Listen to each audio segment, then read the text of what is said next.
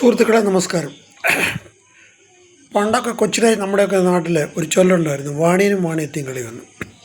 അതിൻ്റെ അർത്ഥമെന്ന് പറഞ്ഞു കഴിഞ്ഞാൽ അതിൻ്റെ ഒരു ശ്ലോകമൊക്കെ പണ്ട് ജോലി സാറൊക്കെ പാടി കേൾപ്പിച്ചിട്ടുണ്ട്. പക്ഷെ നമുക്കത് ഇപ്പോൾ ഓർക്കാൻ ഇച്ചിരി ബുദ്ധിമുട്ടാണ്. പക്ഷേ അതിൻ്റെ സാരാംശം നമുക്കറിയാം.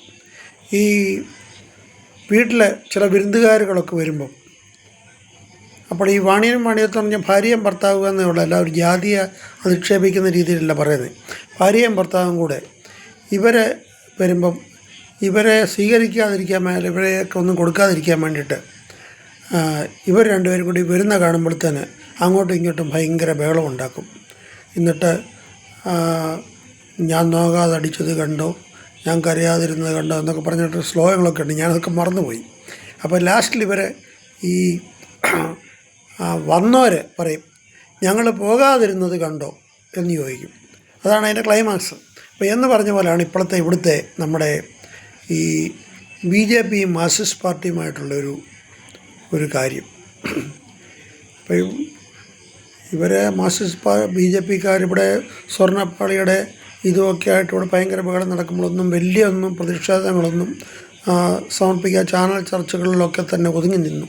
അങ്ങനെ ഇരിക്കുമ്പോഴാണ് പിണറായി വിജയൻ ഡൽഹിക്ക് പോയി അവിടുത്തെ പ്രമുഖ നേതാക്കന്മാർ മോദി, അമിത്ഷാ, നിർമ്മലാ സീതാരാമൻ, നമ്മുടെ നിതിൻ ഗഡ്കരിയൊക്കെ കണ്ട് തിരിച്ചു വരുമ്പോഴത്തേനും ഇവിടുത്തെ ആൾക്കാർക്കൊക്കെ മനസ്സിലായി ഇവർ തമ്മിലുള്ളൊരു അഡ്ജസ്റ്റ്മെൻറ്റാണ്, ഒരു കള്ളത്തരമാണ്. അപ്പോൾ എന്തെങ്കിലും നടത്തിയേ പറ്റുള്ളൂ. അപ്പോഴാണ് ഇന്ന് ഈ തിരുവനന്തപുരത്ത് BJPക്കാർ വലിയൊരു ബഹളവും പ്രക്ഷോഭവും ഒക്കെ നടത്തിയത്. അപ്പോൾ ഇത് കാണുമ്പോൾ നമുക്ക് തോന്നുന്നത് ഈ വാണിയനും വാണിയത്തെയും കളിയാണോ ഇത്? ചിലപ്പോൾ ശരിയായിരിക്കും. ഇത് ആൾക്കാരെ കളിപ്പിക്കാനായിട്ട് അങ്ങോട്ടും ഇങ്ങോട്ടും ഇത് മനഃപൂർവ്വം. അല്ലെങ്കിൽ പിണറായി വിജയനെ പൊക്കാനാണ് എപ്പോഴേ പൊക്കണ്ട. ലാവ്ലിൻ കേസൊക്കെ എത്രയോ നാളായിട്ട് മാറ്റി വെച്ചുകൊണ്ടിരിക്കുക. അത് കഴിഞ്ഞിട്ട് പുള്ളിയുടെ മോടെ കേസ് അത് മാറ്റി വെച്ചുകൊണ്ടിരിക്കുന്നത്, പിന്നെ മോൻ്റെ കേസ് വന്നു.